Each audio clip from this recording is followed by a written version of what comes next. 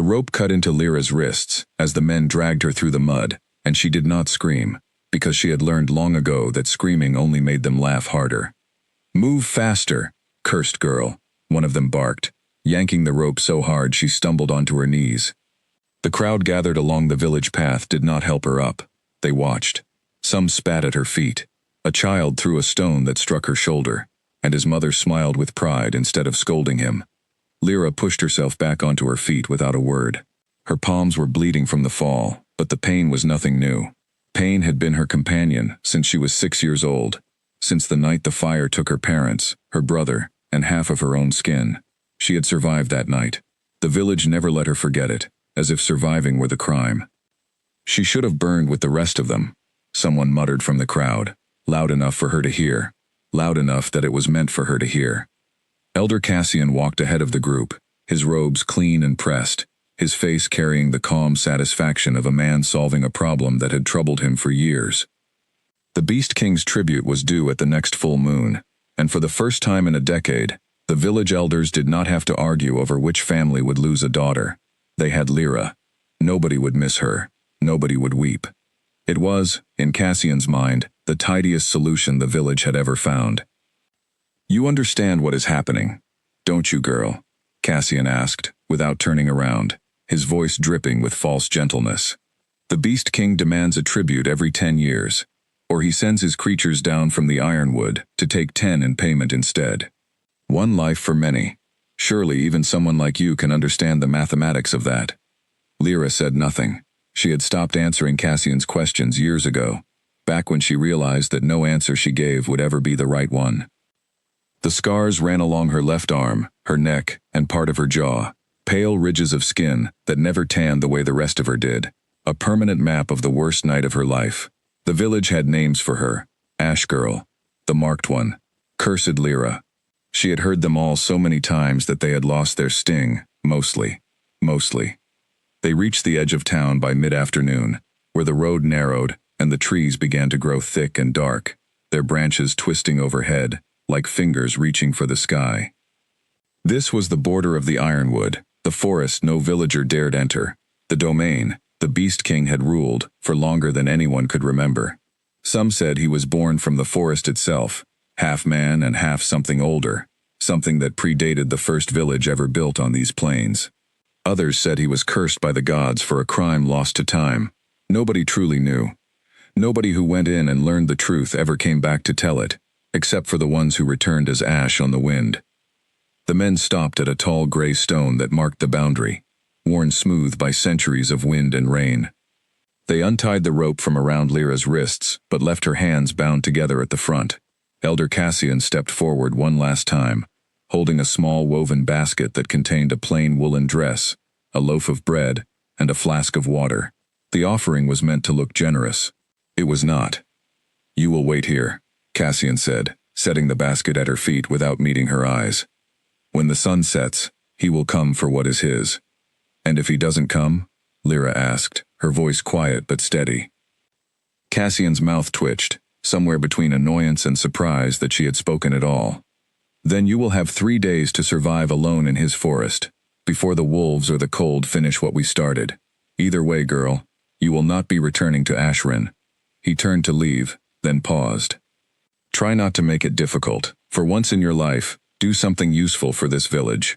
The men left without looking back. The crowd that had followed them from the village square had already thinned, most losing interest once the entertainment of watching her stumble had ended. By the time the sun dipped lower in the sky, Lyra stood alone at the edge of the Ironwood, the basket untouched at her feet, her wrists still bound, and the whole of the forest breathing in front of her like a living thing. She should have been afraid. She kept waiting to feel it, the way she imagined a normal person would feel standing at the border of a place that ate the people sent to it. But the fear did not come the way she expected. Instead, there was only a strange, hollow calm, the same calm she remembered feeling as the fire had eaten through the walls of her childhood home, back when she had been too young to understand that fear was supposed to make you run.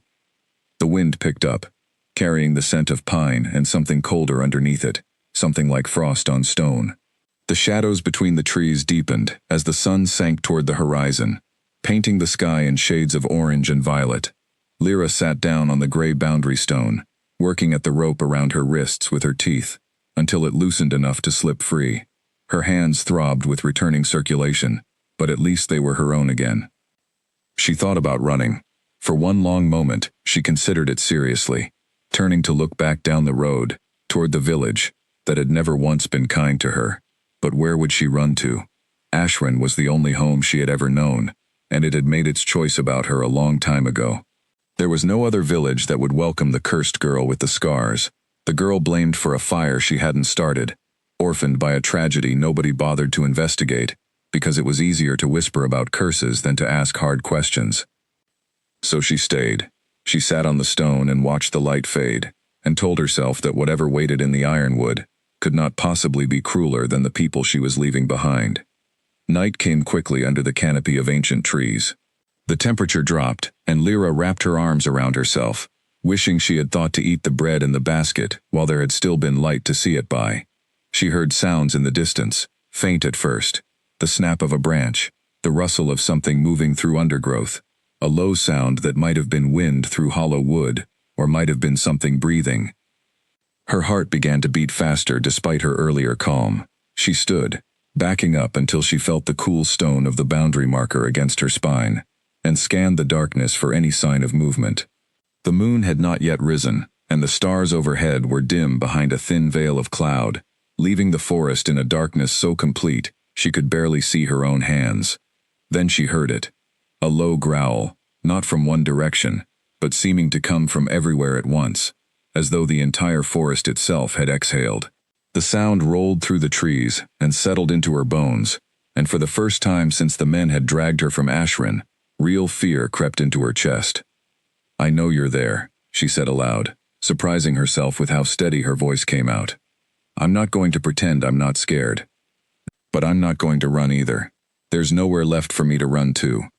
Silence answered her, save for the wind moving through branches high overhead. She waited, counting her own heartbeats, until finally, from between two massive trees at the forest's edge, a shape began to emerge.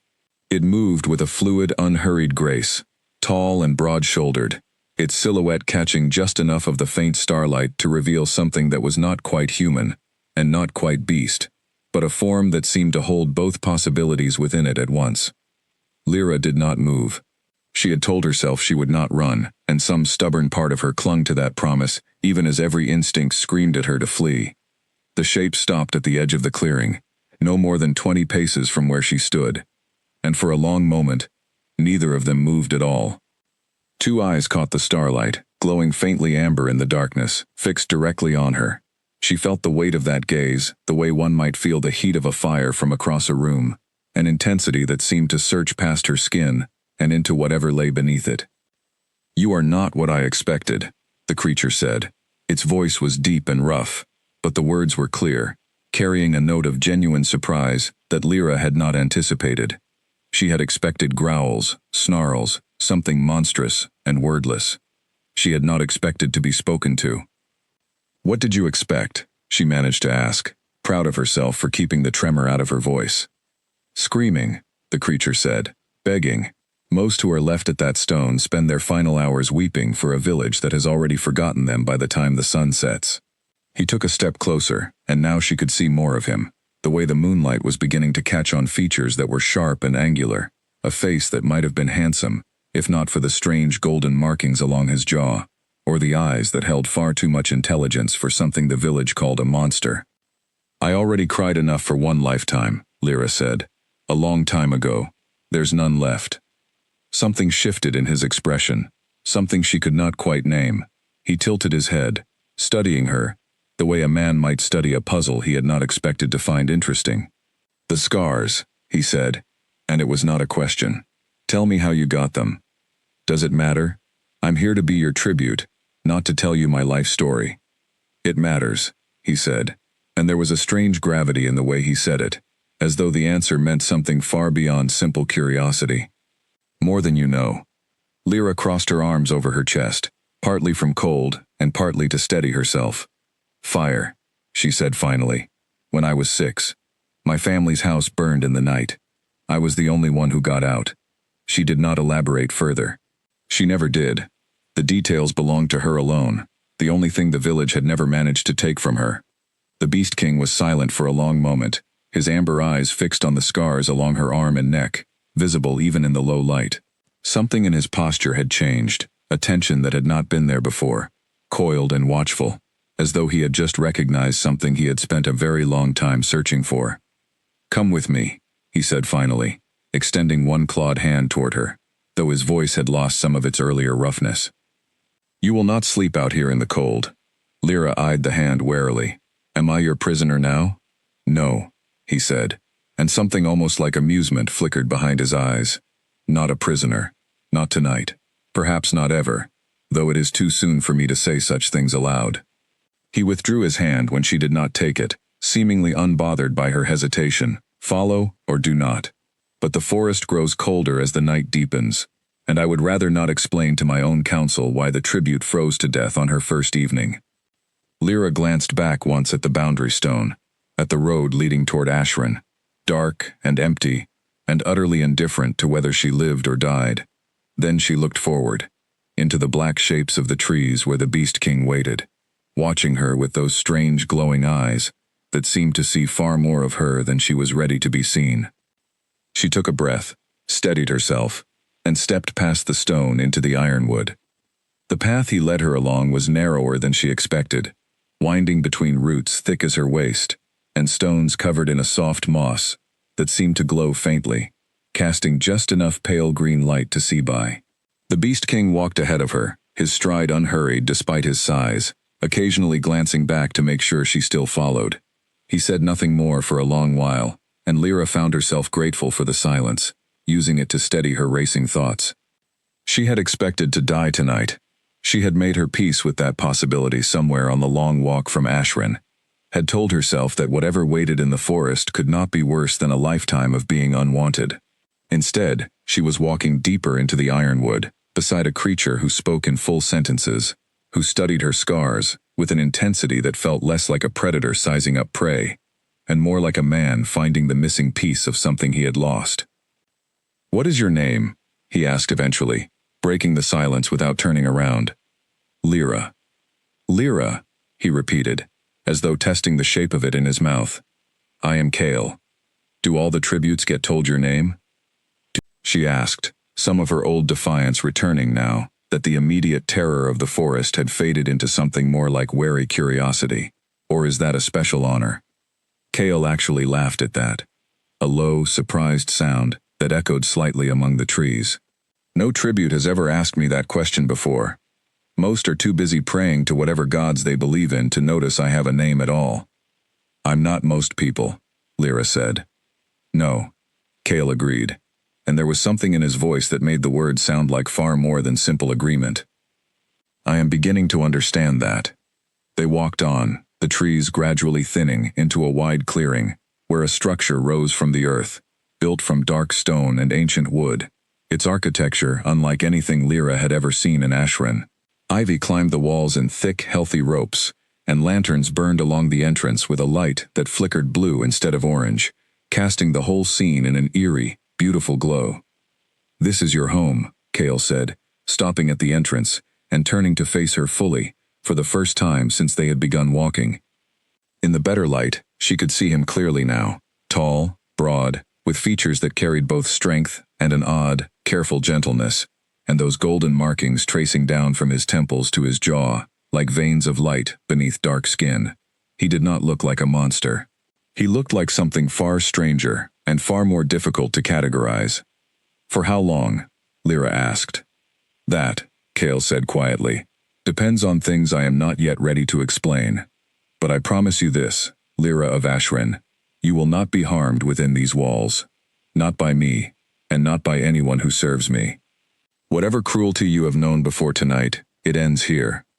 Lyra studied his face, searching for the lie she was certain must be hiding somewhere in his expression. She had trusted kind words before, from teachers who later called her cursed, from neighbors who smiled to her face and threw stones behind her back. But there was something in the steadiness of Kale's gaze, something that did not waver or flinch away from her scars, the way every villager's eyes always had, that made her want, despite every hard lesson life had taught her, to believe him. Why? She asked simply. Why does it matter to you what happens to me? Cale was quiet for a long moment, his amber eyes searching her face, as though weighing how much truth she was ready to hear. Because, he said finally, I have been waiting for you far longer than you could possibly imagine. Longer than your scars, longer than that fire. I knew you were coming before your own village decided to send you to me. He paused, something vulnerable flickering behind the strength in his expression. But that is a story for another night. Tonight, you need rest, and food, and warmth. The rest can wait until you are ready to hear it. Lyra wanted to press him further, wanted answers to the dozen questions suddenly crowding her mind, but exhaustion was catching up to her fast, the adrenaline of the day finally draining from her limbs and leaving her hollow and shaking. Cale seemed to notice, and without another word, he led her through the entrance of the stone hall and into a warmth she had not expected to find in a place the village called Cursed. As she crossed the threshold, Lyra could not have known that the Beast King had recognized something the moment his eyes found hers at the boundary stone, a truth written beneath her scars that even she did not yet know about herself. She only knew that for the first time in as long as she could remember, she did not feel like the thing the world wanted to throw away. She felt, for one strange and fragile moment, like she might finally be somewhere she was allowed to stay. Warmth greeted Lyra the moment she stepped through the entrance of Cale's hall, a welcome so unfamiliar that she stood frozen for a moment just inside the doorway, uncertain what to do with a comfort she had never been offered before. A fire burned in a wide stone hearth at the center of the room, its light dancing gently across walls, lined with old tapestries and shelves of books bound in leather that looked older than the village of Ashran itself. Sit, Cale said, gesturing toward a low bench near the fire. You have had a long day, and an even longer walk. Lyra lowered herself onto the bench slowly, her body finally registering just how exhausted it truly was. The rope burns on her wrists throbbed in the firelight, and her legs ached from the miles she had walked since morning. She watched Cale move through the hall with an ease that felt strange for someone the village described only in terms of terror, fetching a woven blanket from a chest near the wall and draping it gently over her shoulders without asking permission, as though her comfort was simply assumed rather than something to be negotiated. You don't have to do this, she said quietly, pulling the blanket tighter despite her words. I already told you, I'm not most people, but I also know how this works. Tributes aren't guests. You are wrong, Cale said, settling into a chair across from her, his large frame somehow fitting the space with a natural grace. Whatever the villages believe about the tribute, it was never meant to be what they have turned it into. The agreement was struck centuries ago, long before Ashran existed in its current form, as a way of maintaining peace between my kind and yours. It was never meant to be a punishment, and certainly never meant to be used as a way for cowardly men to rid themselves of the people they found inconvenient.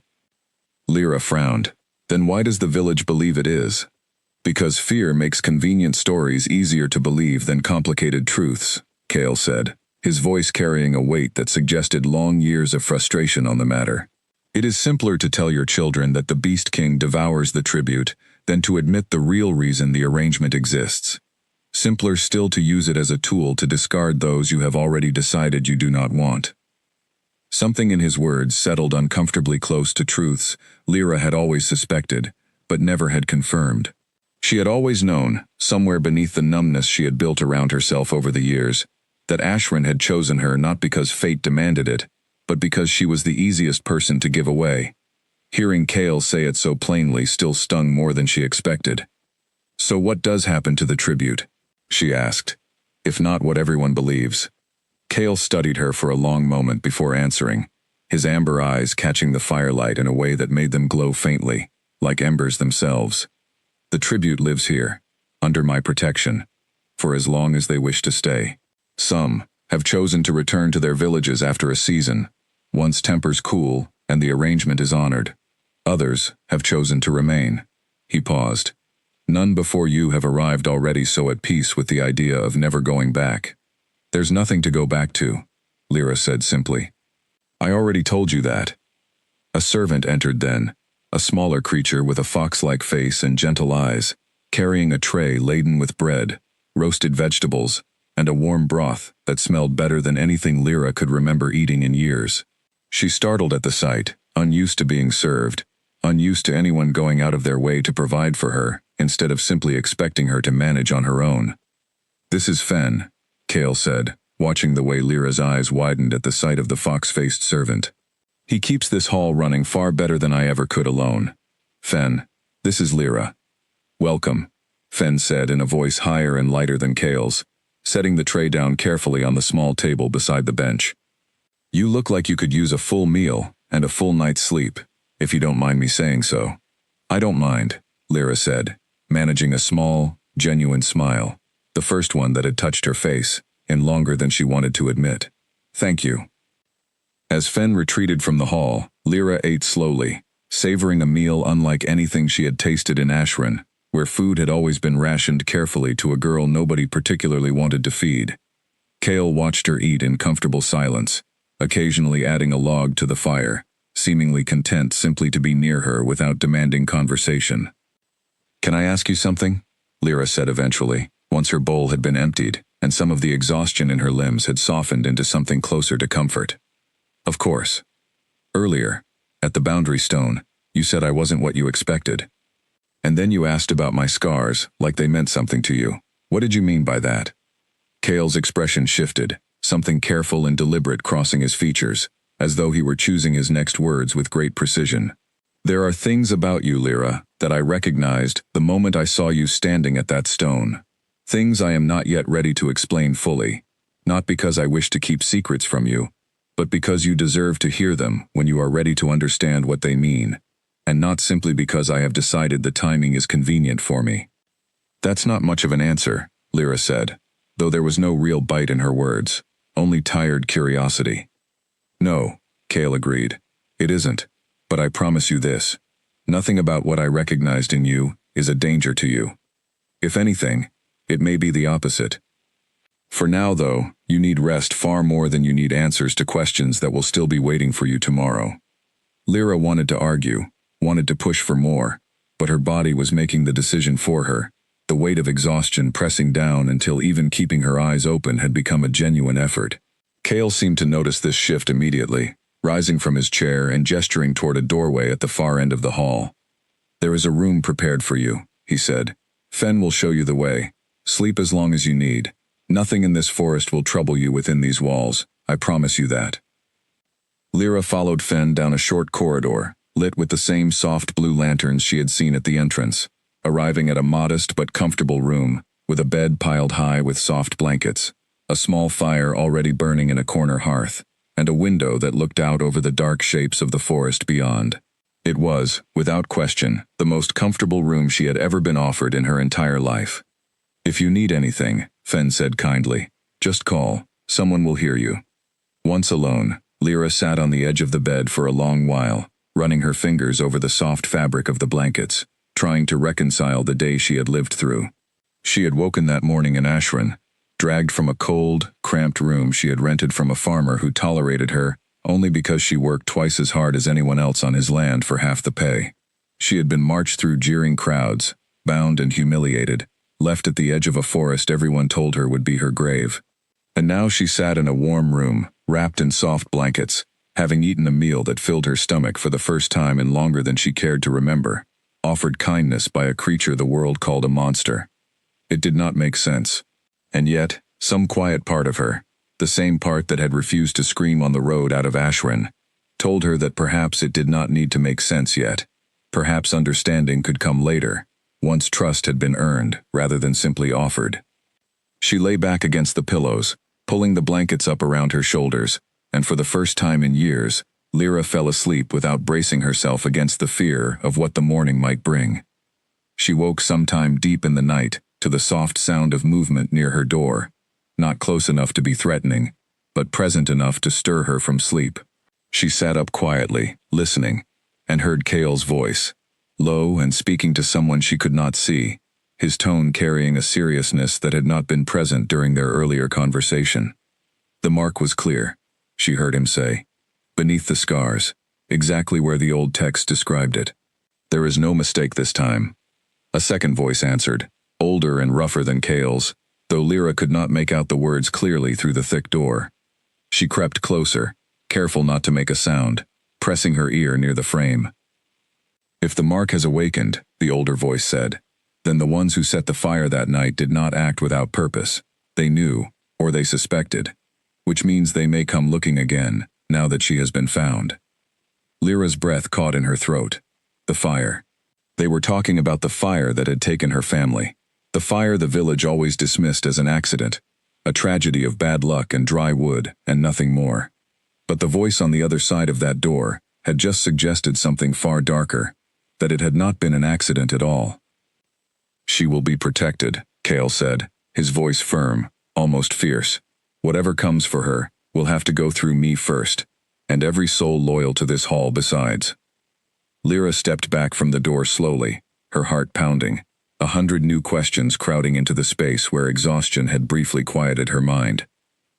She had come to the Ironwood expecting death, and instead, on her very first night, she had stumbled into the edges of a secret far larger than herself, one that reached all the way back to the worst night of her life.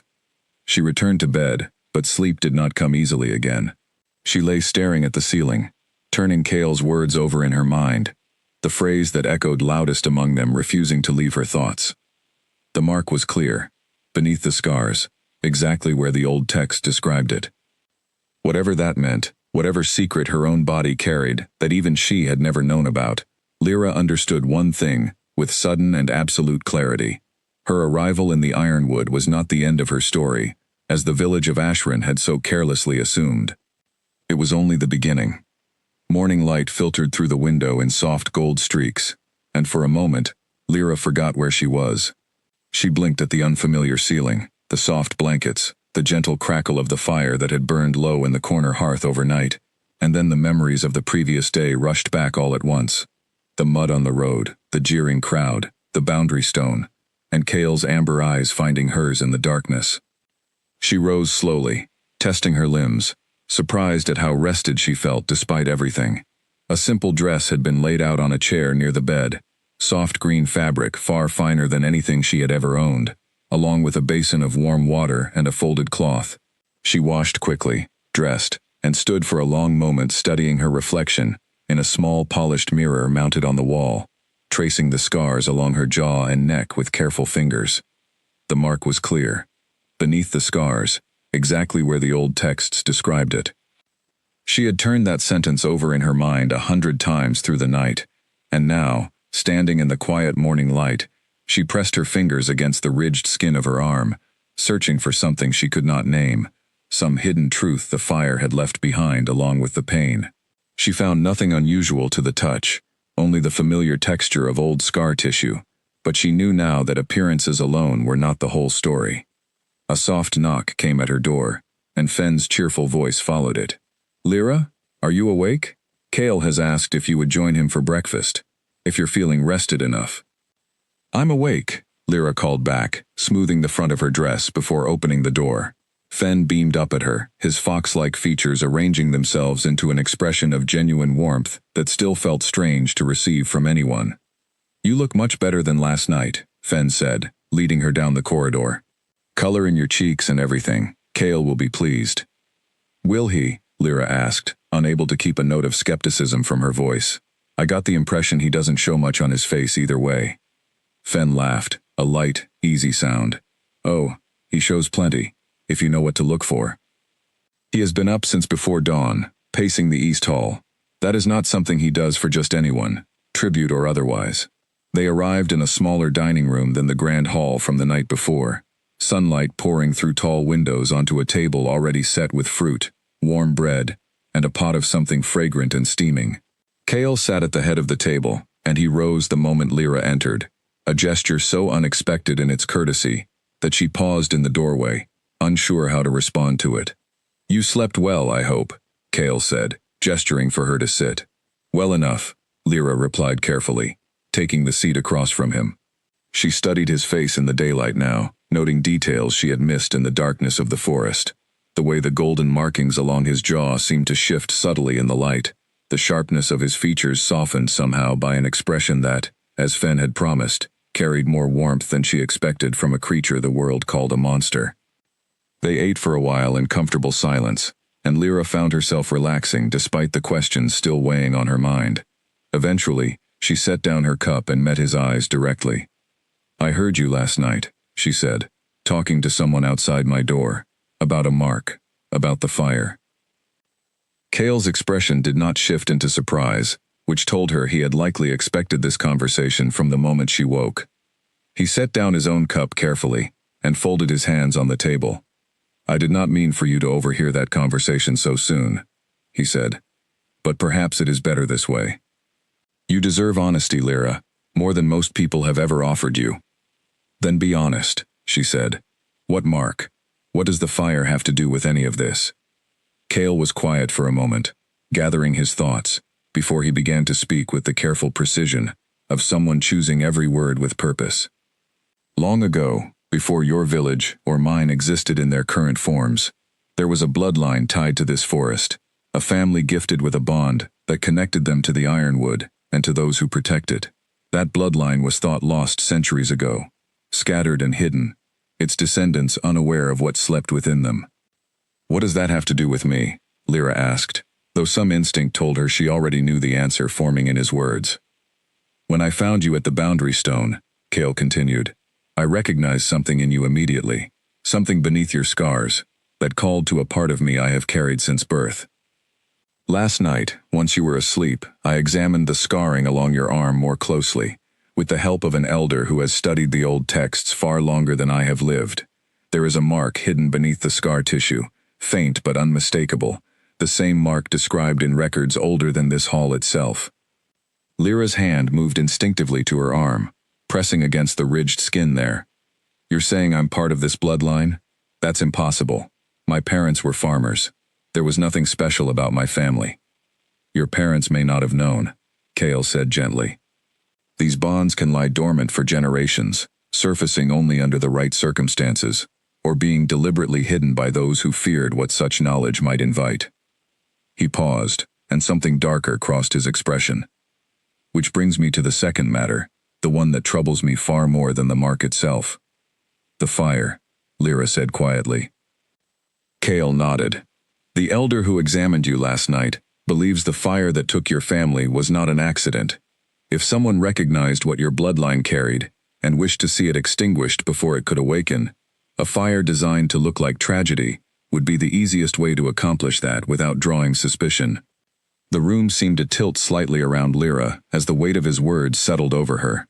For years, she had believed the fire was simply cruel misfortune, an accident of dry wood and an unwatched candle, the story the village had always told her whenever she dared to ask questions as a child. She had grieved her family within the boundaries of that story, had built her entire understanding of the worst night of her life around an explanation that suddenly felt impossibly small and incomplete. "Someone did this on purpose," she said slowly, testing the words, feeling their weight settle into her chest like stones. "Someone tried to kill my whole family because of something in our blood that even we didn't know about." "I cannot promise you certainty," Cale said, his voice careful but firm. "The evidence is old, and much of what happened that night was likely deliberately obscured. But I would not have told you any of this unless I believed it deserved your attention and your right to know." Lyra sat in silence for a long moment, staring down at her hands, feeling the familiar scars beneath her fingertips in an entirely new way now. All these years, she had carried the fire as a private grief, a wound the village had turned into a weapon against her, mocking her for surviving something they blamed her for somehow causing. Now she understood, with a clarity that felt like ice water down her spine, that she might have been a target all along, not a victim of misfortune, but of deliberate cruelty. "Why would anyone want to hurt a family of farmers?" she asked, more to herself than to Cale. "We had nothing. We were nobody." "You were not nobody," Cale said. "Whatever slept in your blood, someone believed it dangerous enough to try to end it before it could ever wake. That is not the action of people concerned with farmers. That is the action of people who understood exactly what your family carried, even if your family themselves did not." Lyra absorbed this in silence, the pieces of her past rearranging themselves into a shape she had never considered possible. The isolation the village had forced on her, the whispers and the cruelty, had always felt random, the result of small minds looking for someone convenient to blame. But what if it had been something else entirely?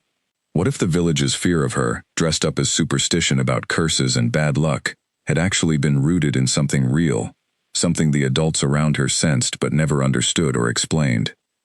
"There's something else," Kale said, his voice softening. "The elder believes that the mark, once awakened, will not remain hidden for long.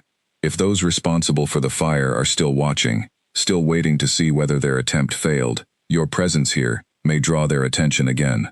So I'm still in danger," Lyra said flatly. "Even here." "You are safer here than anywhere else in this world," Kale said, and the intensity in his voice left no room for doubt. "But I will not lie to you and pretend the danger has passed, simply because you have left Ashran behind. I would rather you understand the truth of your situation fully than protect you with comfortable lies, the way your village always did." Something in that statement struck Lyra harder than she expected. Comfortable lies. That was exactly what Ashran had always offered her. Layers of convenient explanations that protected everyone except her. That let the village sleep easily at night, while she carried scars both visible and invisible, that nobody ever bothered to properly explain. "Thank you," she said quietly, "for not doing that." Kale's expression softened at her words, something almost tender passing behind his amber eyes.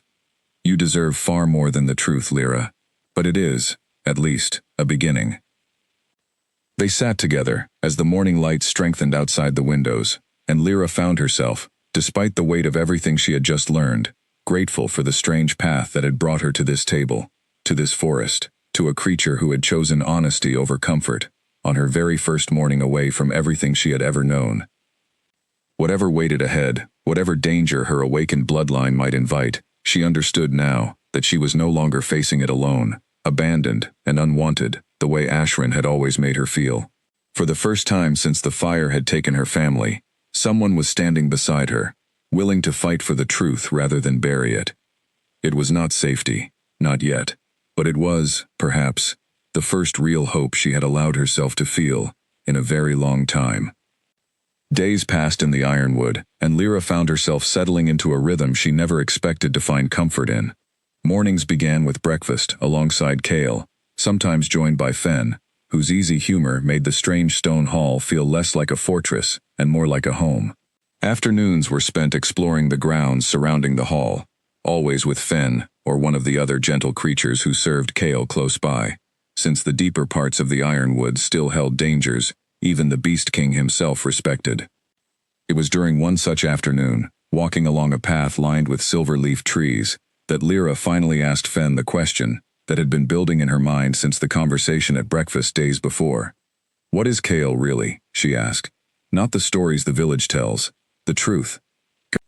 Fen considered the question carefully, his fox-like ears twitching as he thought. "He is the last of his line," Fen said finally, "born of a bond between an ancient guardian spirit of this forest and a human woman who chose to stay here centuries ago, back when such bonds were still permitted before the old wars changed everything. He carries both natures within him, human enough to speak and reason as we do, and something older besides, tied to the forest itself and everything that lives within it." "Is that why the village fears him so much?" Lyra asked. "Partly," Fen said, "but fear is easier for people than understanding, and understanding requires effort most are not willing to give. Kale has protected the boundary between the Ironwood and the human lands for longer than your village has existed in its current form, keeping darker things contained within these trees that would otherwise spill out and cause far greater harm than anything he has ever done to a tribute." Lyra absorbed this in silence, watching sunlight filter through the silver leaves overhead. "He seems lonely," she said eventually, surprising herself with the observation. Fen's expression grew more serious. "He has been alone a very long time, Lyra. Longer than you might imagine. The bond his kind seeks, the one spoken of in the old texts, is rare, and most who might have carried it either never awakened or were lost long before they ever had the chance to meet him." "The mark," Lyra said quietly. "You mean the one he found on me?" Fen nodded, watching her carefully. "You should ask him about it directly, when you are ready. It is not my story to tell in full." That evening, after a quiet dinner, Lyra found Kale standing alone, on a balcony, overlooking the darkened treetops, the moon rising slowly above the canopy. She joined him without a word, and for a while they simply stood together, watching the forest breathe beneath the silver light. Fen told me a little about what you are, Lyra said eventually. About the bond, about the mark you found on me. Cale's jaw tightened slightly, and he was quiet for a long moment before responding. There are things I have hesitated to explain fully, he admitted. Not because I wish to hide them from you, but because I did not want you to feel burdened by expectations you never asked to carry. Tell me anyway, Lyra said. I'm tired of people deciding what I can and cannot handle, knowing about my own life. Something in her words seemed to settle something in him, and he turned to face her fully, his amber eyes catching the moonlight. Among my kind, there exists a bond spoken of in the oldest records, a connection between two souls that forms not through choice, but through a deeper recognition that exists beneath conscious will. It is rare, exceedingly rare. Most of my kind live and die without ever encountering the one meant to complete that bond. And you think that's me, Lyra said, more statement than question. I do not think it, Cale said quietly. I have known it since the moment I saw you at the boundary stone. The mark beneath your scars confirms it beyond any doubt the old text could dispute. Lyra felt something complicated stir in her chest, equal parts wonder and wariness. That's a big thing to just know about someone the moment you meet them. I understand if it frightens you, Cale said gently. The bond does not demand anything of you that you are unwilling to give, Lyra. I would never wish for you to feel trapped by something you did not choose, especially not after a lifetime of others making choices for you without your consent. His words struck something deep and tender in her, an acknowledgement of exactly the kind of harm she had endured for years, without anyone ever naming it so plainly. You understand that, don't you? She said softly. What it's like to have your life decided by other people. I understand loneliness, Cale said. I understand what it means to be looked at and seen only as something to fear, rather than someone to know. I have lived many years watching from the edges of human life, protecting a boundary that exists, because people would rather fear what lies beyond it than try to understand it. He paused. When I say I recognize something in you, Lyra, I do not mean only the mark. I mean I recognize someone who has spent her life being defined by others instead of by herself. I have no wish to be one more person who does that to you. Tears gathered unexpectedly in Lyra's eyes, and she blinked them back quickly, unused to feeling so thoroughly understood by anyone, let alone a creature she had known for less than a week. Nobody has ever said anything like that to me before, she admitted. Then it is long past time someone did, Cale said simply. They stood together in silence for a while longer, the weight of his words settling comfortably between them, rather than pressing uncomfortably against her chest, the way most conversations about her past always had.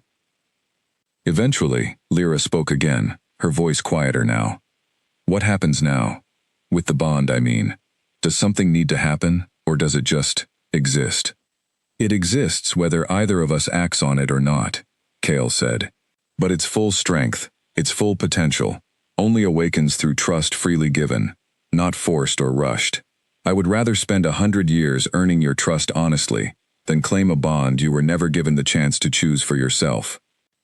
Lyra studied his face in the moonlight, searching for any trace of the manipulation she had learned to expect from people who claimed to want what was best for her. She found none, only patience, and a kind of quiet hope that mirrored something stirring hesitantly in her own chest. I'd like that, she said finally, the earning it honestly part. Cale's expression shifted into something that might have been the closest thing to a genuine smile she had seen from him yet, subtle but unmistakable. Then we have time, Lyra, as much time as you need. Over the following weeks, that time became something Lyra had never truly experienced before, the freedom to simply exist without judgment, without cruelty, waiting around every corner. She learned the names of the creatures who served in Cale's hall, each one carrying their own quiet kindness that slowly began to chip away at years of learned distrust. She learned the paths through the safer parts of the forest, the sound of the wind through silver leaves, the particular quality of silence that came just before dawn. She also learned more about herself, guided gently by the elder Cale had mentioned that first night, a wise and patient creature named Old Marin, who had spent centuries studying the bloodlines and bonds of the Ironwood's history. Marin explained, in careful and unhurried lessons, what the mark beneath Lyra's scars truly meant: a connection to the forest itself, a dormant ability to sense and even influence the natural world around her, one that had likely saved her life the night of the fire, even as it had marked her as a target. "The fire should have killed you," Marin told her one afternoon, examining the scars along her arm with careful, aged hands. "A blaze that consumed an entire house, and everyone within it, in mere minutes. And yet you survived, with wounds severe but not fatal, in a manner that defies ordinary explanation." "You think the mark protected me," Lyra said. "I believe it is entirely possible," Marin said. "The bond, even dormant, offers a measure of resilience to those who carry it. It may be the very reason you are alive today to hear this explanation at all." The revelation settled strangely in Lyra's chest, equal parts comfort and grief. For years, she had wondered why she alone had survived that night, had carried a guilt she never fully understood alongside her physical scars. To learn that something within her own blood might have saved her, even as it had likely been the reason her family was targeted in the first place, was a complicated truth to hold. But complicated as it was hers now, understood rather than hidden, explained rather than whispered about in cruel village rumors. And for the first time since the fire, Lyra found herself beginning to make peace, not just with her scars, but with the story they told. As the weeks passed, the bond between her and Cale continued to grow, not through any dramatic declaration, but through the quiet accumulation of small trusts: a shared laugh over dinner, a walk through the forest where he pointed out plants and creatures with genuine enthusiasm, an evening spent teaching her, at her own request, some of the basic movements his kind used to defend themselves, since she had decided she was tired of feeling helpless. She did not know, not yet, how deeply the danger Marin and Cale had warned her about still loomed on the horizon, gathering slowly beyond the boundaries of the Ironwood. She only knew that for the first time in her life, she was building something worth protecting, worth fighting for, in a place she had once believed would be the end of her story. It was, instead, becoming the beginning of an entirely new one. The first sign of trouble arrived on a gray morning, nearly 2 months after Lyra had come to the Ironwood, carried by a scout who burst into the hall breathless and pale, interrupting breakfast without any of the usual courtesies observed among Cale's household. "Riders," the scout said, bowing quickly before Cale's rising form. "At the eastern border, 3 of them, asking questions about a girl matching Lyra's description. They wear no village colors, and they carry weapons finer than any farmer or hunter would own." Lyra felt her stomach drop, the comfortable warmth of the morning evaporating instantly. Cale's expression darkened, his amber eyes sharpening with an intensity she had not seen from him since that first night at the Boundary Stone. "How long ago?" Cale asked. "An hour, perhaps less." They did not cross the boundary, only questioned a farmer at the edge of the tree line, before retreating toward the northern road. Cale turned to Lyra, and for a moment, the careful composure he usually maintained slipped just enough to reveal genuine concern beneath it. "This is what Marin and I feared. Whoever set that fire years ago has learned you survived, and now they know where to find you." "How would they even know I'm here?" Lyra asked, her voice tighter than she intended. "The village doesn't know what happens after a tribute crosses the Boundary Stone. Nobody comes back to tell them."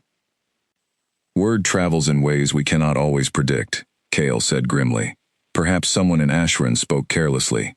Perhaps those responsible for the fire have been watching you for longer than we realized, waiting to see if the mark would awaken before making their move.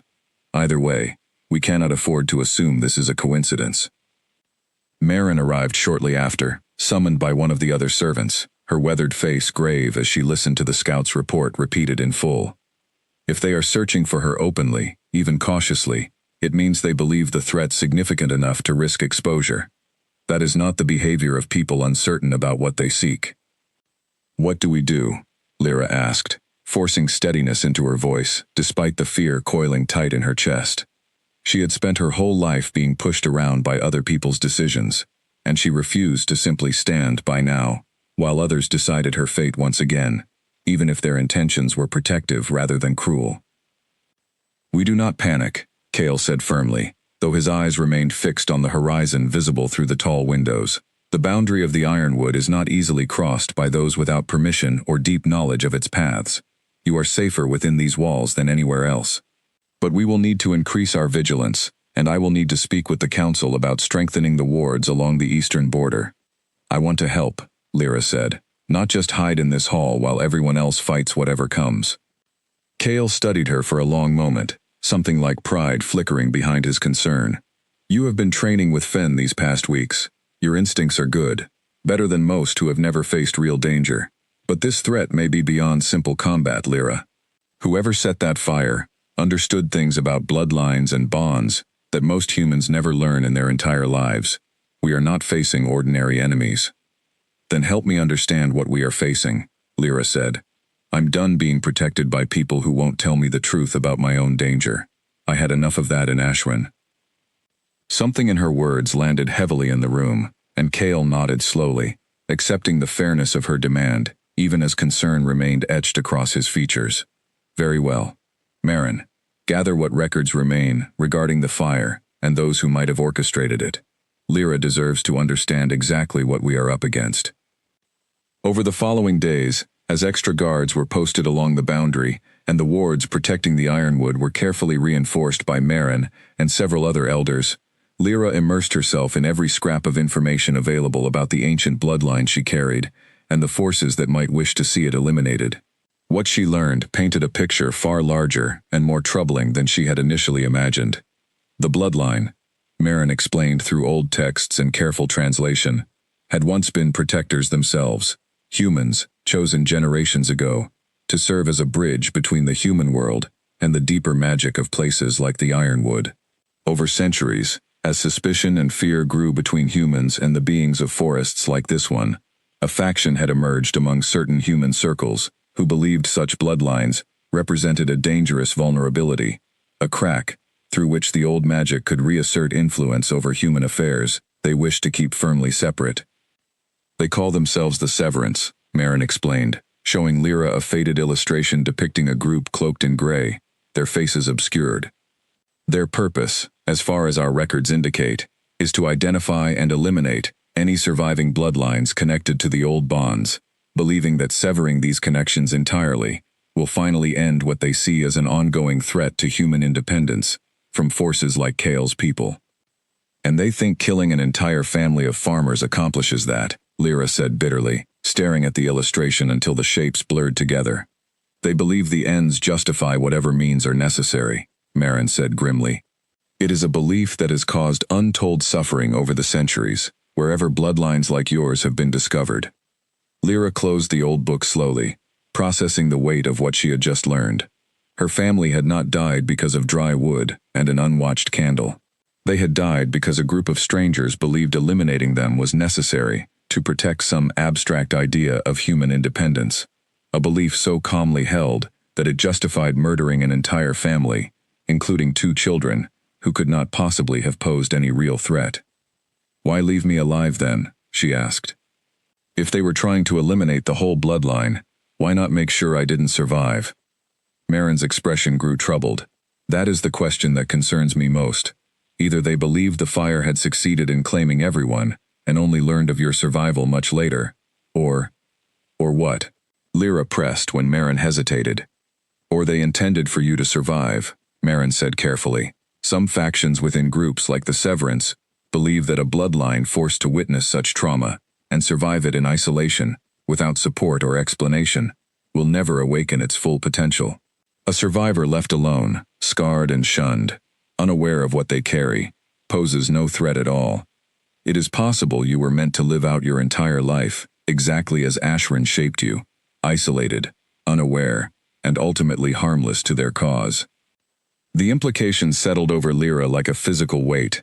If Merrin's theory held true, then every cruelty she had endured in Ashwin, every whispered insult and thrown stone, had not simply been the random unkindness of small-minded villagers. It had been, in some indirect way, exactly the outcome the people who murdered her family had hoped for. A girl broken enough by isolation and scorn that she would never discover what she carried within her, never awaken the bond that might have made her dangerous to their cause. They almost got what they wanted, Lyra said quietly, her voice trembling despite her best efforts to steady it. If the village hadn't chosen me as tribute, if Kale hadn't recognized the mark, I might have lived my whole life never knowing any of this.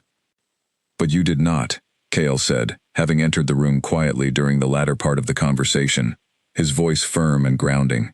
Whatever they intended, whatever cruel calculation led them to leave you alive and unaware, it failed. You are here, Lyra.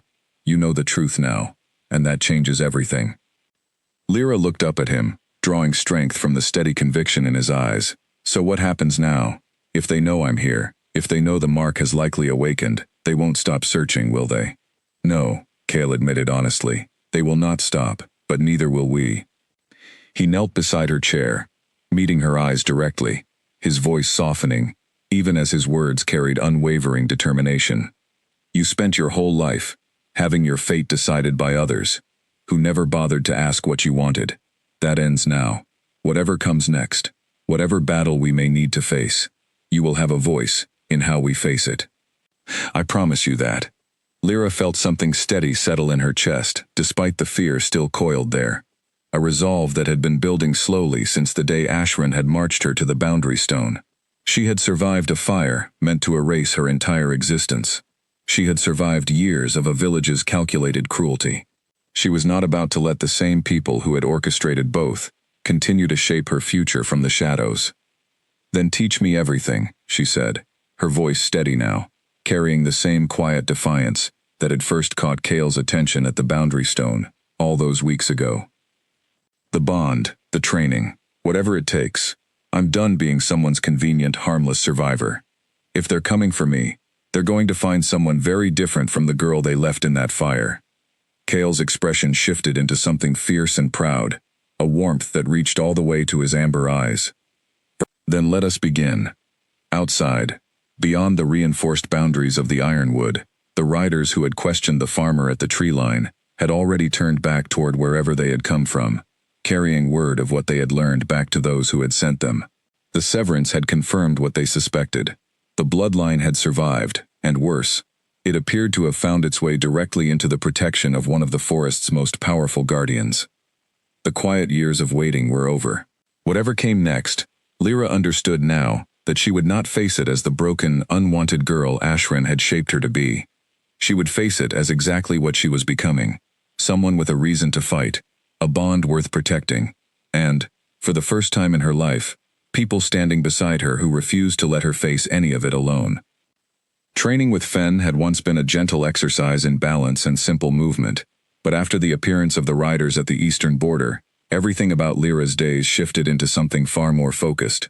Kale himself began joining the sessions, teaching her not only how to defend herself physically, but how to sense the subtle pull of the bond within her, the quiet hum of connection to the forest that Marin had described weeks before. Close your eyes, Kale instructed one crisp morning, standing across from her in a small clearing behind the hall.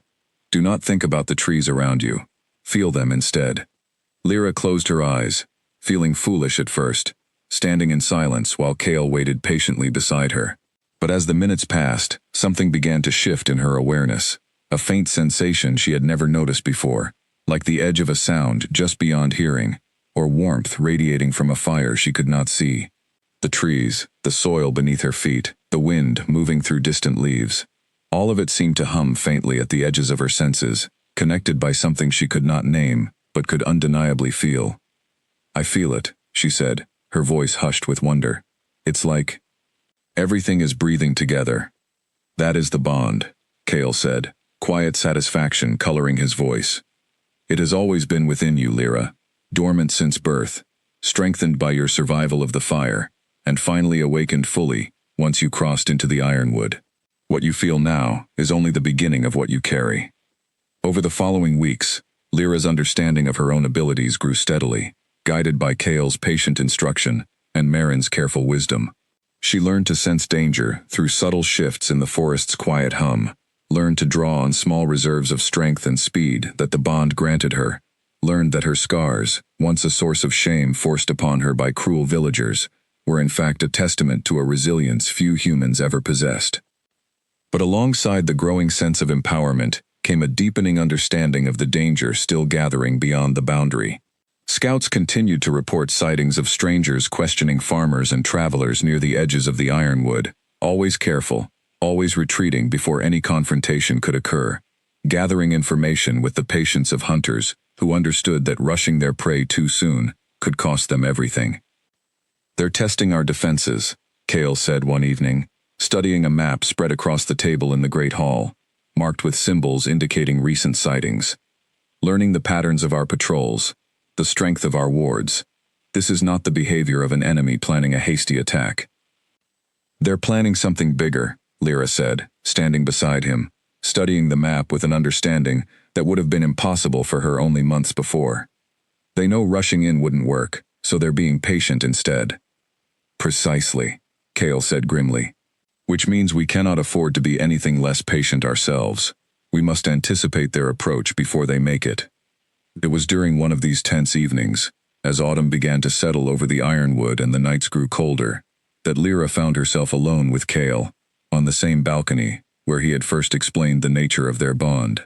The forest below stretched dark and quiet beneath a sky scattered with stars, and for a while, neither of them spoke, simply standing together in the comfortable silence that had grown between them over the months.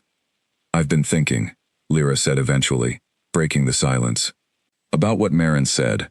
About the Severance wanting me to live a life so broken I'd never discover any of this. About how close they came to succeeding. You survived despite their intentions," Cale said gently. "That is what matters." "I know," Lyra said. "But I keep thinking about all those years, Cale. All those years I spent believing I was cursed, believing something was wrong with me, when really, I was just a target that a village of frightened people helped isolate, without ever knowing why they were doing exactly what my family's murderers wanted." She paused, her voice thickening with an emotion she had not expected to surface so suddenly. "It makes me so angry.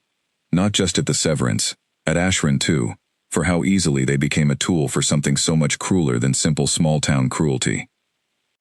Cale turned to face her fully, his expression soft with understanding, rather than the pity she had spent her whole life dreading from others. "Your anger is justified, Lyra. You do not need to apologize for it, or bury it the way you have buried so much else." "I'm not planning to bury it," Lyra said, a fierce edge entering her voice. "I'm planning to use it. Whatever the Severance is planning, whatever they think they're going to accomplish, they're not dealing with the broken, isolated girl they wanted me to become anymore." Something in Cale's expression shifted into open admiration, and he reached out slowly, giving her the chance to pull away if she wished, before gently resting his hand against her scarred arm, exactly where the mark lay hidden beneath old wounds. "No," he agreed softly, "they are not." The touch sent something warm and steady through Lyra's chest, a feeling she had never quite experienced before, distinct from the comfort of friendship or the relief of safety.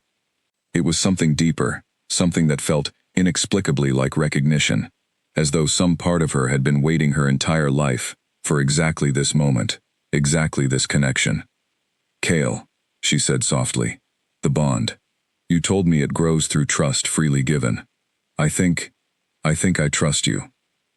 More than I've ever trusted anyone."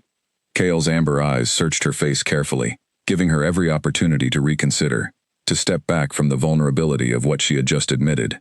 When she did not, something in him seemed to release a tension he had carried since the very first night at the Boundary Stone. "I have waited a very long time for someone to say those words to me and mean them," he said quietly. "Longer than you could possibly imagine, Lyra. I did not wish to rush you toward this moment, not after a lifetime of others deciding things for you without your consent. But I will not pretend the depth of what I feel for you has not been growing steadily since the moment you looked me in the eyes instead of flinching away." "I'm not the same girl who arrived at that Boundary Stone," Lyra said softly. "I don't know exactly who I am now, not completely.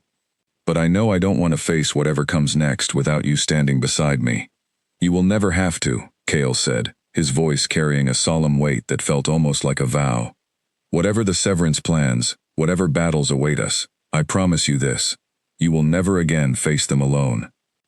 As the stars wheeled slowly overhead, and the forest breathed its quiet, ancient rhythm around them, something settled fully into place between Lyra and Cale, a bond no longer dormant, but fully awakened, forged not through fate alone, but through months of patient trust, honest conversation, and a shared understanding of what it meant to be seen clearly, scars and all, for exactly who they were.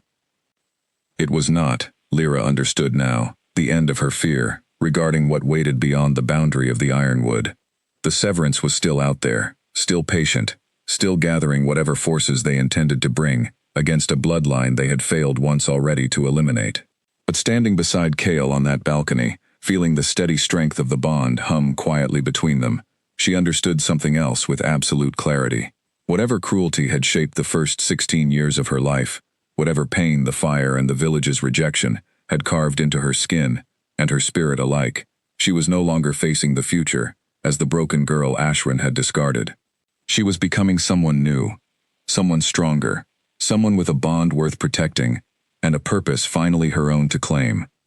And for the first time since the fire had taken everything she once knew, Lyra found herself looking toward tomorrow not with dread, but with something dangerously close to hope. The attack came on a moonless night, 3 weeks after Lyra and Cale had stood together on the balcony, and spoken words neither of them had taken lightly. It began with silence, an unnatural quiet that fell over the Ironwood so suddenly that Lyra woke from sleep with her heart already racing, some instinct born of the awakened bond, warning her before any sound reached her ears. She dressed quickly and made her way toward the great hall, finding Cale already awake, standing rigid near the tall windows, his amber eyes fixed on the darkness beyond. "The wards along the eastern border have gone quiet," he said without turning, his voice tight with controlled urgency. "Not broken, silenced, deliberately." "The Severance," Lyra said, dread pooling cold in her stomach, even as the bond within her hummed with sharpened awareness, sensing danger closing in from beyond the tree line. "Gather your things," Cale said, finally turning to face her. "Marin and Fen are already moving the household to the inner sanctuary. I need you safe before—" "No," Lyra interrupted, her voice steady despite the fear tightening her chest. "I'm not hiding while you face them alone. We trained for this, Cale. I can help. Lyra, I spent my whole life being protected by people who decided things for me without asking," she said fiercely, echoing words she had spoken to him weeks before. "You promised me a voice in how we face this. I'm using it now. I'm not hiding." Cale studied her for a long, tense moment, torn between the instinct to shield her from danger and the promise he had made to honor her choices. Finally, he nodded once, sharp and decisive.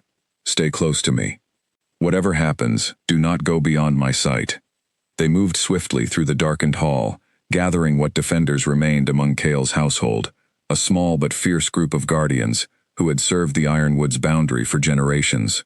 Marin met them near the entrance, her aged face grim but resolute, a staff carved with old symbols gripped tightly in her weathered hands.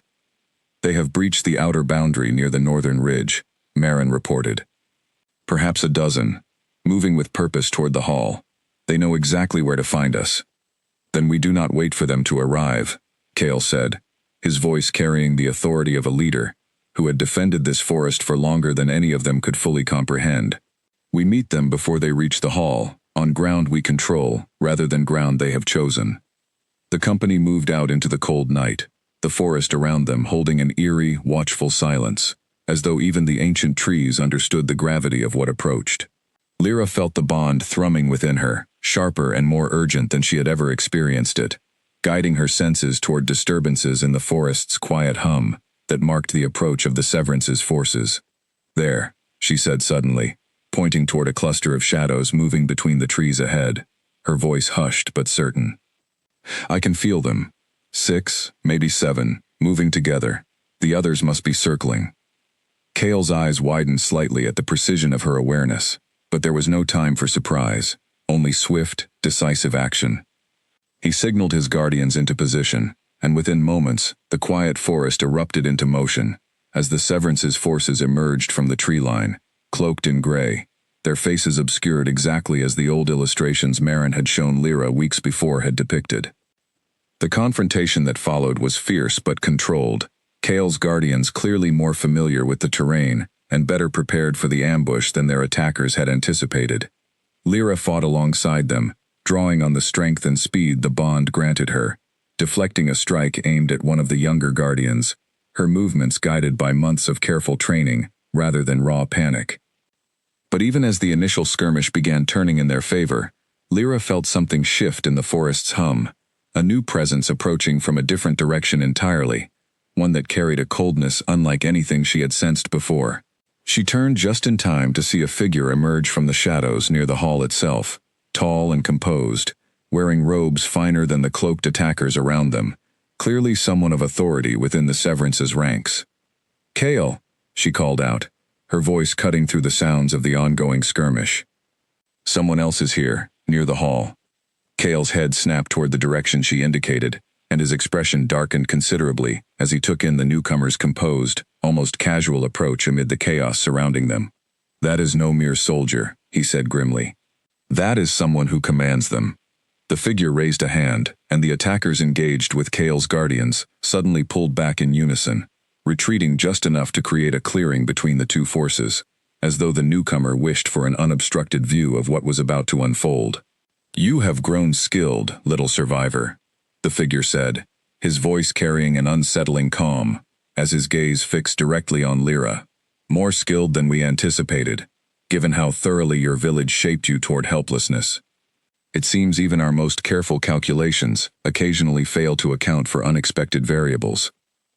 "You're the one who ordered the fire," Lyra said, her voice trembling, not with fear now, but with a fury she had been carrying since the moment Marin first explained the truth of her family's death. "You murdered my family and left me alive because you thought I'd never be a threat. An unfortunate miscalculation, admittedly," the figure said, unbothered by the accusation. "Though easily corrected, now that we understand our error, the bloodline ends tonight, one way or another. Whether you come with us willingly, to be studied and neutralized properly this time, or whether we simply finish what that fire should have accomplished years ago, the outcome for the world remains the same. Your kind cannot be permitted to reawaken the old bonds." "She is not going anywhere with you," Kael said, stepping forward, his voice a low growl, carrying the full weight of his authority over the ironwood. "And you will not lay a hand on her while I still draw breath." The figure's calm expression flickered with something like amusement. "The Beast King, playing protector to his fated mate. How touching. Unfortunately for you both, we did not come unprepared for your particular strength."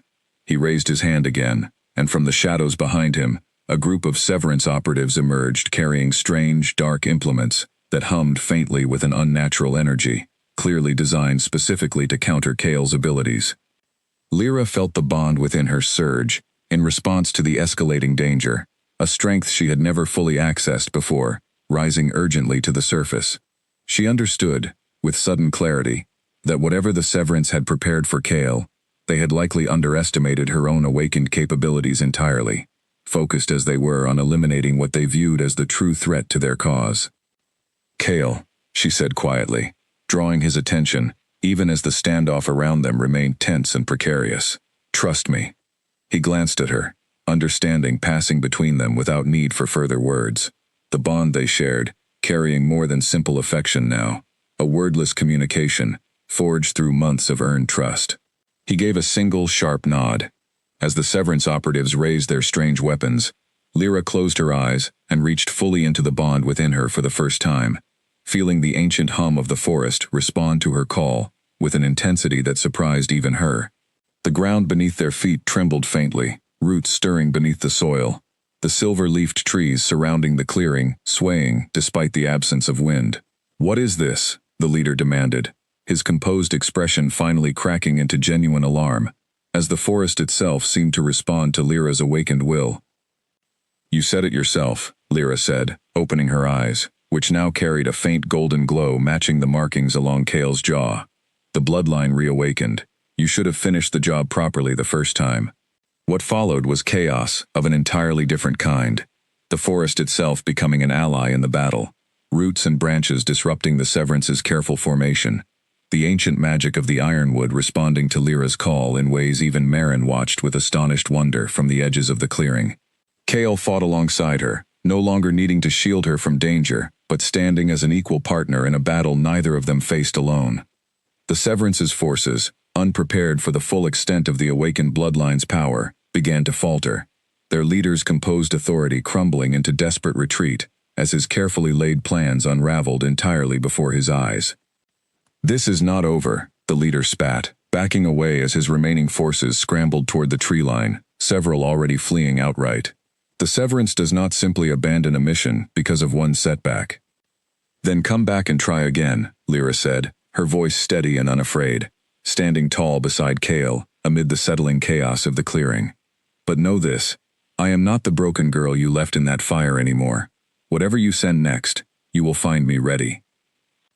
The leader's eyes narrowed with barely concealed fury before he turned and vanished into the darkness, his remaining forces following swiftly behind him, the sounds of their retreat fading into the depths of the forest until only silence remained. Kale turned to Lyra immediately, concern overriding the triumph of their victory as he searched her for any injury. Are you hurt? I'm fine, Lyra said, though exhaustion was already settling heavily over her limbs, the effort of drawing so fully on the bond, for the first time, leaving her drained in ways she had not anticipated. Tired, but fine. Kale pulled her gently into his arms, and she leaned into the embrace, without hesitation, feeling the steady beat of his heart against her cheek, grounding her after the overwhelming intensity of the confrontation. You were extraordinary tonight, he said quietly, his voice thick with emotion.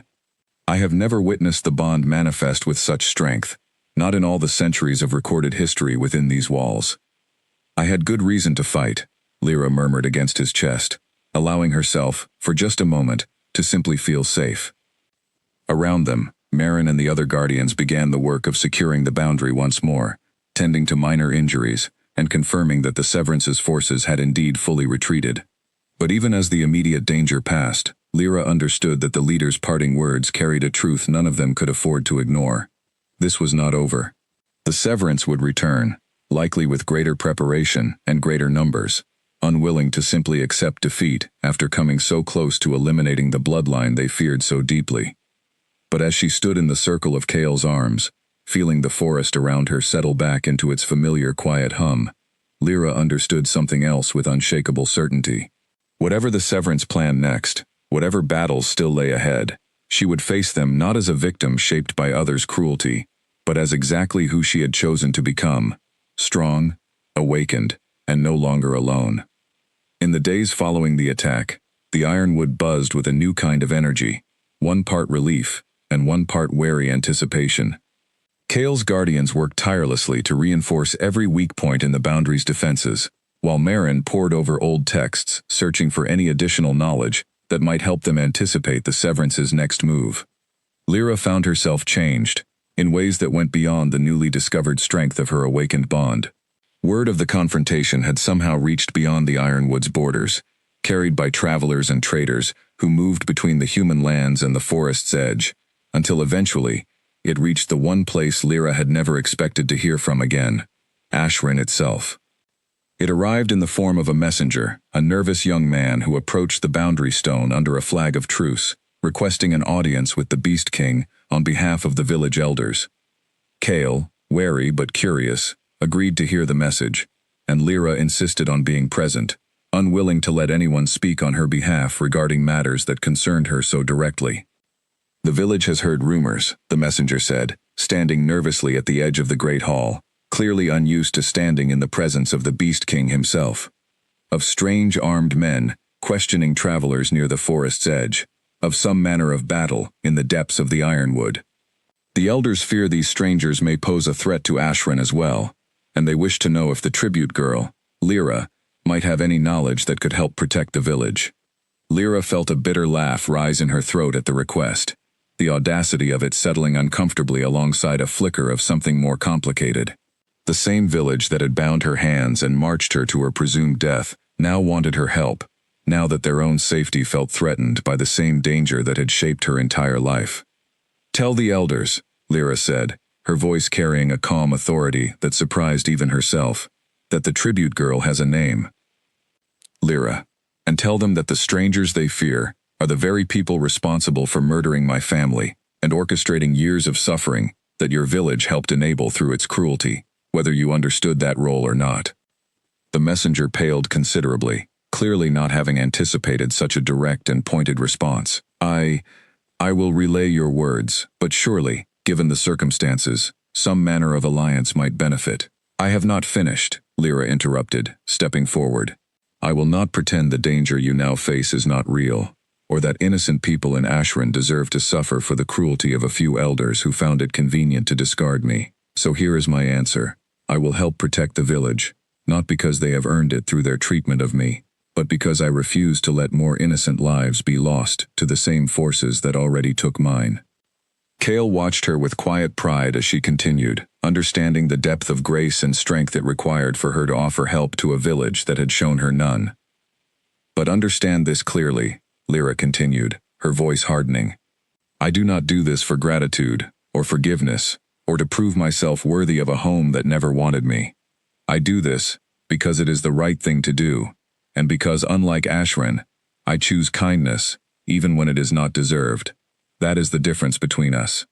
The messenger bowed deeply, clearly humbled by the exchange, and departed swiftly to carry her words back to the village elders. Once he had gone, Kale turned to her, his expression carrying a depth of admiration that went beyond simple pride. You did not have to offer them anything, he said quietly, after everything they did to you. I know, Lyra said, some of the earlier fire in her voice softening into something more contemplative. But I spent years being defined by their cruelty, Kale. I don't want to spend the rest of my life being defined by my anger toward them either. Helping them doesn't erase what they did. It just means I get to decide who I become, instead of letting their choices decide it for me. Kale reached out, gently taking her hand in his, the golden markings along his jaw seeming to glow slightly warmer in the afternoon light. You continue to surprise me, Lyra. Even after everything, your capacity for grace remains stronger than most I have known in all my centuries.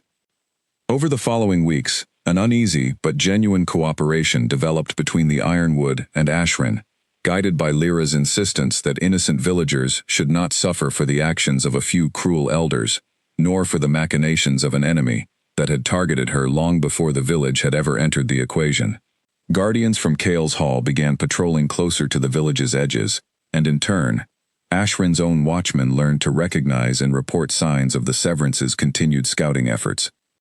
It was during one of these patrols that Lyra found herself, for the first time since the day she had been marched to the Boundary Stone, walking the familiar streets of Ashran once more. This time not as a bound prisoner, but as a protector the village had reluctantly come to rely upon. The reactions of the villagers varied widely. Some still regarded her with the same old suspicion and unease, unable to release years of ingrained prejudice so easily.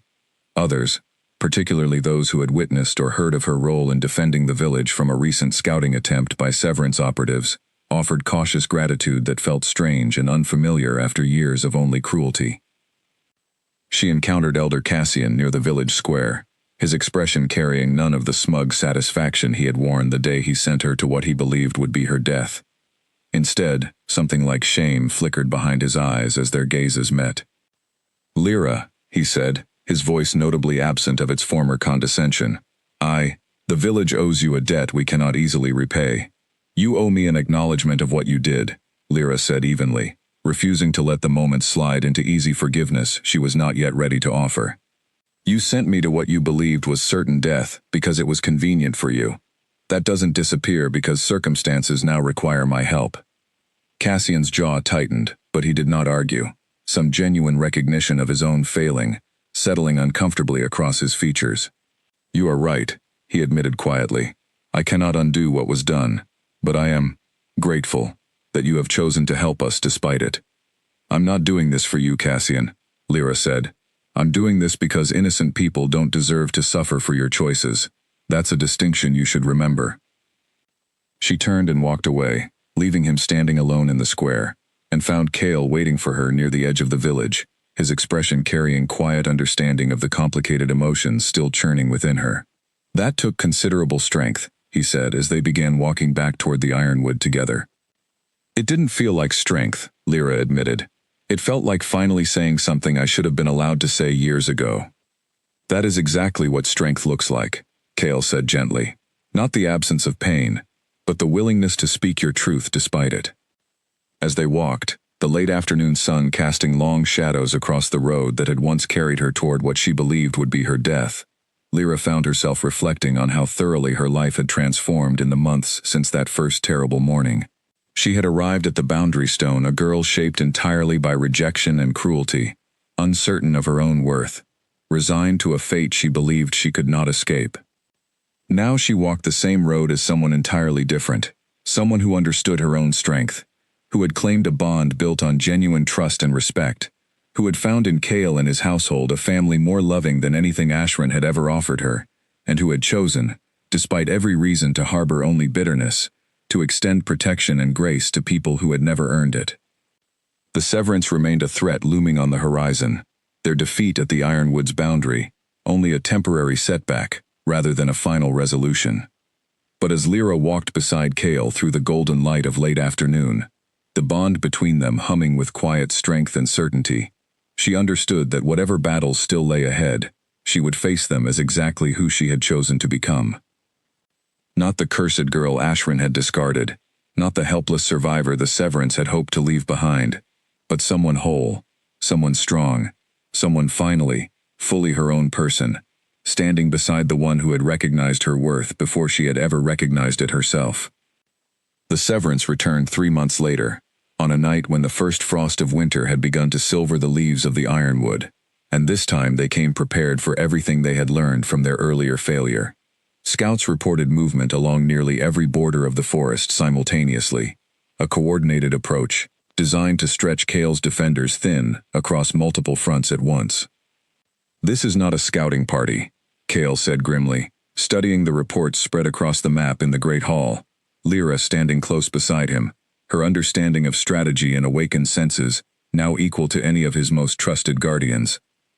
"This is a full assault, meant to overwhelm us entirely." "Then we don't let them dictate the terms," Lyra said, her finger tracing along the map toward a narrow valley she had discovered during her months of exploring the deeper Ironwood. "If they're spreading across every border, they've likely weakened whatever central force they intended to send after me directly. If we can identify where their leader positions himself, we cut the threat off at its source, instead of exhausting ourselves defending every point of entry." Kale studied the map for a long moment, then looked at her with an expression that carried both pride and grave concern in equal measure. "You intend to confront their leader directly." "I intend to end this," Lyra said firmly. "Not just survive another attack, Kale. End it. As long as the Severance believes eliminating this bloodline remains possible, they will keep coming, and more people will keep getting hurt, both here and eventually in Ashrin too. I'm done running from this fight or simply surviving it. I want to finish it." Marin, who had been listening quietly from the edge of the room, stepped forward with a look of grave consideration. "There may be a way," she said slowly. "The old texts speak of a binding, a ritual that can permanently seal a bloodline's connection against those who wish to sever it by force.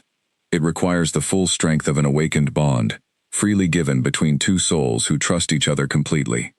"You mean Kale and me," Lyra said, understanding dawning. "I do," Marin confirmed. "But I must warn you both, the ritual is not without risk. It requires drawing on the deepest reserves of the bond itself, a strain that has, in past recorded attempts, proven fatal to those whose connection was not yet fully strong enough to bear the weight of it." Lyra looked at Kale, finding in his amber eyes the same resolve she felt steadying within her own chest. "Is our bond strong enough?" she asked quietly. "I believe it is," Kale said, his voice carrying no hesitation. "But I would rather face 100 more scouting parties than risk losing you to a ritual that might fail. And I would rather risk everything to make sure the Severance never threatens anyone I love again," Lyra said, reaching for his hand. "This isn't just about me anymore, Kale. It's about you, about Fen and Marin and everyone in this hall who has shown me more kindness than I ever knew existed. It's about Ashrin too, whatever their past failures. I won't let this threat linger over all of you, because I was too afraid to end it fully." The battle that followed was fiercer than anything the Ironwood had witnessed in generations, Severance operatives pressing against every boundary, while Kale's guardians fought with a desperate, coordinated ferocity to hold the line long enough for Lyra and Kale to reach the Severance's leader, positioned exactly where Lyra's strategic instincts had predicted, at the heart of the coordinated assault. The confrontation, when it finally came, unfolded in the same clearing where their first battle had taken place months before, the silver-leafed trees now bare and frosted, standing witness once again to a fight that would determine far more than either side's immediate survival. "You return with greater numbers," Cale said, positioning himself protectively beside Lyra as the Severance's leader emerged from among his remaining forces. "But you will find us no less prepared to defend what matters most." "Numbers were never truly the point," the leader replied, his earlier composed calm now edged with something more desperate, the strain of his failed first attempt evident in the tightness around his eyes. "We simply needed to ensure that when we came again, there would be no possibility of escape or retreat for either of you." Lyra felt the bond within her surge in response to the mounting danger, but this time, rather than acting alone as she had in their first confrontation, she reached instinctively toward Cale, feeling their connected strength weave together in a way that felt entirely different from anything she had experienced before, a unity that went beyond simple cooperation into something far deeper. "Now," Marin's voice called from somewhere at the edge of the clearing, having followed close behind to guide them through the ritual at the crucial moment. "The bond must be spoken aloud, freely and fully, for the binding to take hold." Cale turned to face Lyra fully, ignoring the chaos of the battle still raging around them, his amber eyes holding hers with an intensity that silenced even her racing thoughts. "Lyra of Ashran," he said, his voice carrying clearly despite the surrounding noise, "I have known since the moment I found you, at that boundary stone, that you were meant to stand beside me, not as tribute, not as prisoner, but as an equal partner in everything I am, and everything I protect. I offer you my bond, freely and completely, for as long as you will have it." Tears gathered in Lyra's eyes despite the danger surrounding them, and she found her own voice steady and sure as she responded. "Cale of the Ironwood, I came to this forest believing I had nothing left to lose. Instead, I found everything worth fighting for. I offer you my bond in return, freely and completely, not out of fate or obligation, but because I choose you, exactly as you have always chosen me." The moment their words settled fully into the air between them, the bond erupted into visible manifestation, golden light spreading from where their joined hands met, racing outward through the clearing and into the very roots of the ironwood itself. The Severance's leader stumbled backward in shock as the light intensified, his remaining forces crying out in alarm as the forest itself seemed to rise up around them, ancient magic long dormant finally answering a call it had waited centuries to receive. "This is impossible," the leader gasped, watching in horror as the light consumed the clearing entirely. "The bloodline was never meant to achieve full awakening. Our calculations—" "Your calculations failed to account for love," Lyra said, her voice carrying strength that seemed to resonate with the forest itself, "and for the strength that comes from choosing someone freely, rather than being forced into anything by fate or fear." The binding ritual completed, with a surge of golden light that swept through the entire ironwood, sealing something deep within the ancient magic that Marin later explained had permanently protected Lyra's bloodline from any future attempts by the Severance, or similar factions, to sever or exploit it by force. The Severance's remaining forces, sensing the completion of a ritual their leader's desperate plans had failed entirely to prevent, began a hasty and disorganized retreat, their leader among them, finally understanding the true futility of continuing a mission that had already cost them everything they had hoped to gain. As the golden light faded and the forest settled back into its familiar quiet hum, Lyra found herself standing in Cale's arms amid the aftermath of the battle, exhausted but unharmed, the bond between them now a permanent, unshakable truth rather than a fragile hope still growing toward its full potential. "It's done," she whispered, hardly able to believe the weight that had finally lifted from her shoulders after months of looming danger. "It's really done." "It is done," Cale confirmed, pressing a gentle kiss to her forehead, his voice thick with relief and profound love. "The Severance can no longer threaten your bloodline, Lyra. You are safe. We are safe. Whatever comes next, it will not be this particular danger. Not ever again." Around them, Marin and the surviving Guardians began the work of tending to the wounded and confirming the full retreat of the Severance's forces. But for a long moment, Lyra simply remained in Cale's embrace, allowing herself to fully feel the reality of a threat finally ended, a bond finally and permanently secured, and a future finally hers, to shape without the shadow of a decade-old fire hanging over every choice she made. She had come to the Ironwood as a girl the world had discarded, marked by scars she believed defined her as broken beyond repair. She left that clearing, in the quiet aftermath of victory, as exactly who she had always been capable of becoming, if only someone had given her the chance to discover it. Strong, loved, and finally, fully free. Spring arrived early in the Ironwood that year, as though the forest itself wished to celebrate the peace that had finally settled over its ancient boundaries. The silver-leafed trees, that had stood witness to 2 fierce battles, now bloomed with delicate white flowers, and the paths Lyra had once walked cautiously, as a stranger had become as familiar to her as her own heartbeat. Word of the Severance's defeat had spread quietly through the networks that connected such secretive factions, and Marin's careful research in the months since confirmed what they had all hoped. With the binding ritual complete, no further attempts had been made against Lyra's bloodline, the ancient magic protecting her now considered far too costly a target for whatever remained of the Severance's scattered forces to pursue again. Ashrin, too, had changed in the months since the final battle, though slowly and imperfectly, as such things often do. Elder Cassian had stepped down from his position not long after Lyra's blunt words in the village square, replaced by a younger elder who had grown up hearing whispered stories of the cursed girl, and had, in the months since, come to understand the truth behind those old rumors far more clearly than his predecessor ever had. The village still carried the weight of its past cruelty, still bore villagers who regarded Lyra with old suspicion whenever she visited, but a foundation of honest reckoning had at least begun, something Lyra had never expected to witness in her lifetime. On a warm afternoon in early summer, Lyra stood once again at the boundary stone that marked the edge between Ashrin and the Ironwood, the same gray stone where she had once waited, bound and abandoned, for a fate she believed would be her death. She ran her fingers over its weathered surface, remembering the fear and the strange calm that had settled over her that night, remembering how thoroughly her understanding of her own worth had been about to change, without her having any idea what waited among the trees ahead. "You seem thoughtful," Cale said, joining her at the stone, his presence as familiar and comforting now as her own reflection. The golden markings along his jaw caught the afternoon light, and Lyra found herself, as she often did these days, simply grateful for the sight of him. "I was thinking about the girl who stood here almost a year ago," Lyra said softly. She was so certain her story was ending. She had no idea it was only just beginning. Cale wrapped an arm gently around her shoulders, and she leaned into him, feeling the steady hum of their permanently bonded connection settle warm and constant beneath her skin. "That girl was stronger than she ever gave herself credit for," he said.